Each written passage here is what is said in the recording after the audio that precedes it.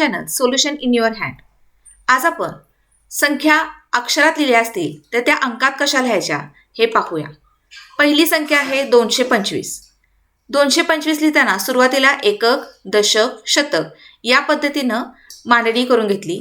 200 शे म्हणजे शतकाचा अंक तयार झाला. इथं 2 लिहायचा. तिथं 25 मधले 2 हे दशकात आणि 5 हे एककात लिहायचे आहे.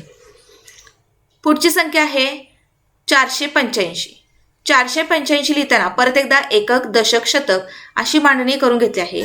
4 हा शतकाच्या स्थानी आणि 85 मधले 8 हे दशकात आणि 5 एककात लिहायचे आहेत. 1531. 1531 ही संख्या लिहिताना एकक, दशक, शतक, हजार या पद्धतीनं मांडणी केली. हजारच्या स्थानी 1 लिहा. शे म्हणजे शतकाच्या स्थानी 5 लिहायचे. त्याच्यानंतर 31 मधले 3 दशकात आणि 1 हा एककात लिहायचा आहे. पुढची संख्या आहे 7100. 7100 लिहिताना एकक, दशक, शतक, हजार या पद्धतीनं मांडणी केलेली आहे. 7000 म्हणजे 7 हा हजार स्थानी लिहायचा. 100 मधला 1 हा शतकाच्या स्थानी लिहायचा. पुढं कोणतेही अंक नाहीत म्हणून 00 लिहायचं आहे. पुढची संख्या आहे 2000. 2000 लिहिताना एकक, दशक, शतक, हजार या पद्धतीनं लिहायचं आणि 2 हा हजार स्थानी लिहायचा. पुढं कोणतेही अंक नाहीत. शतकाचा, दशकाचा, एककाचा अंक नाही म्हणून तिथं 000 या पद्धतीनं लिहायचं आहे. पुढची संख्या आहे 89036. 89036. 89000 मधले 89 म्हणजे कितीवर किती हे तुम्हाला माहीत असणं अपेक्षित आहे. 89 म्हणजे 8वर 9 आणि 36 म्हणजे 3वर 6. सुरुवातीला आपण एकक, दशक, शतक, हजार, दशहजार अशी मांडणी केली. 89 मधले 8 हे दशहजार स्थानी लिहायचे. 9 हे हजार स्थानी लिहायचे. शतकाचा कोणताही अंक नाही म्हणून 0 लिहायचा आणि 36 मधले 3 हे दशकात आणि 6 हे एककात लिहायचे आहेत. पुढची संख्या आहे 8058. 58 किती असतात तर 5वर 8. परत एकदा मांडणी करूया. एकक, दशक, शतक, हजार. 8 हा कुठं लिहायचा तर 8 हा हजार स्थानी लिहायचा. शतकाचा कोणताही अंक नाही म्हणून तिथं 0 लिहायचं आणि 58 मधले 5 हे दशकाच्या स्थानी लिहायचे आणि 8 हे एककात लिहायचे. आपली संख्या तयार झाली 8058.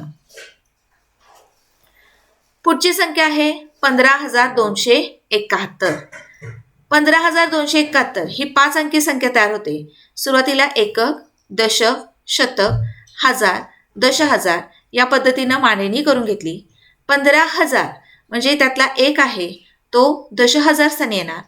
5 आहे तो हजार स्थानी येणार. शे म्हटलं की कुठे येणार शतकात. कुठला अंक शतकात लिहायचा 2. 200, 500 जेव्हा शे जिथं जिथं येईल तो शतकात लिहायचा. च्या खाली कोण लिहायचा 2 लिहायचा. 71 म्हणजे 7वर 1. 71 लिहिताना काय करायचं 7 हा दशकाच्या स्थानी लिहा आणि 1 हा एककात लिहा. या पद्धतीनं आपली संख्या तयार होईल 15271. पुढची संख्या बघूया 1000. 1000 लिहिताना कसं लिहायचं एकक, दशक, शतक, हजार. 1000 म्हणजे 1 हा हजार स्थानी लिहा. पुढं अंक नाहीत म्हणून 000. 2000 लिहिताना एकक, दशक, शतक, हजार. 2 हा हजार स्थानी लिहा. शतकाचा, दशकाचा अंक नाहीत म्हणून तिथं 0 लिहा. पुढची संख्या आहे 5000. 5000 लिहिताना परत एकक, दशक, शतक, हजार ही मांडणी करायची आणि 5 लिहिताना कुठं लिहायचा हजार स्थानी लिहायचा. शतक, दशक, एकक इथं कोणताही अंक नाही म्हणून 0 लिहायचं. आता आपण 1000चे 4 समान भाग केले तर प्रत्येक भाग कितीचा असतो तर 250चा असतो. 1000 म्हणजे किती 1 वर 3 शून्य आणि त्याचे जर 4 समान भाग केले तर एक भाग कितीचा येतो 250 येतो. आता ह्यालाच वेगळी नावं आहेत. 1000चा 1 भाग त्यालाच पाव भाग म्हटलं जातं.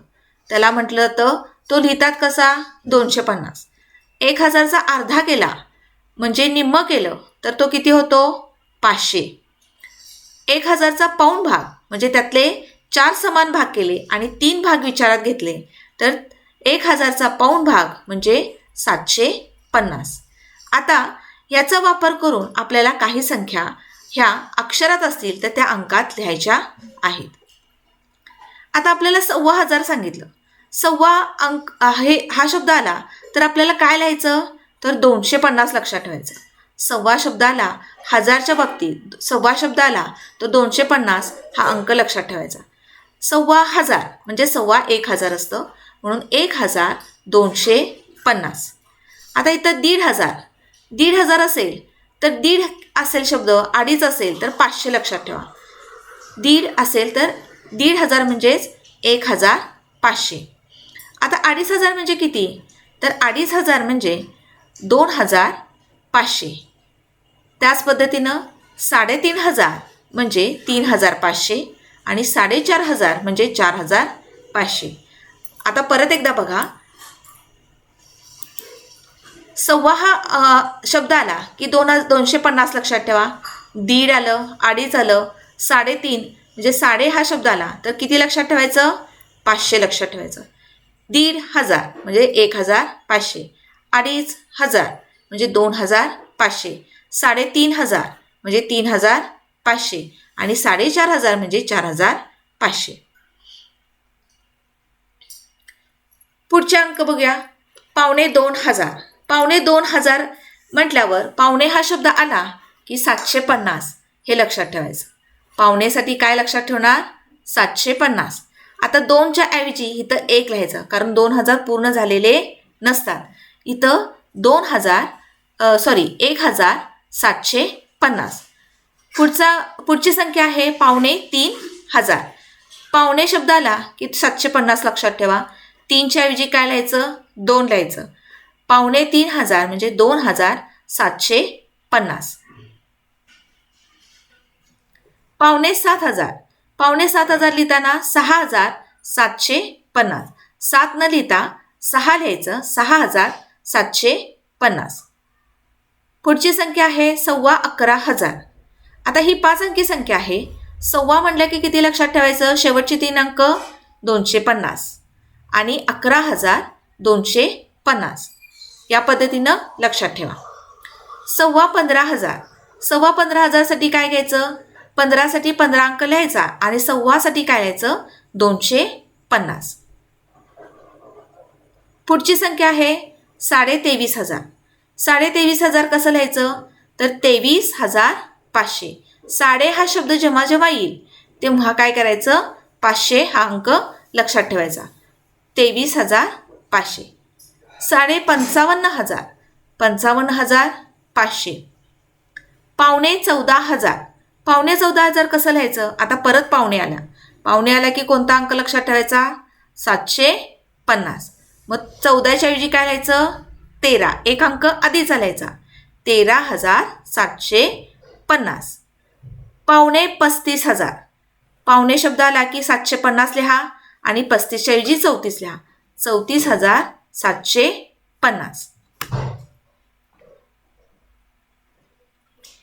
तर आजच्या आपण व्हिडिओमध्ये काय पाहिलं तर वेगवेगळ्या जर संख्या दिल्या असतील तर तुम्ही अगोदर काय लिहिणं अपेक्षित आहे तर एकक, दशक, शतक, हजार लिहा, दशहजार लिहा, जेणेकरून कुठला अंक कोणत्या स्थानावर लिहायचा हे तुम्हाला स्पष्ट होईल आणि त्याच्यानंतरच अंक लिहा. गडबड करून अंक चुकवू नका म्हणजे तुमचे मार्क कुठेही कमी होणार नाही. तर पुढील व्हिडिओमध्ये आपण आणखी नवीन अभ्यास करूया. तोपर्यंत तुम्ही माझ्या व्हिडिओचा चांगल्या पद्धतीनं अभ्यास करून ठेवा.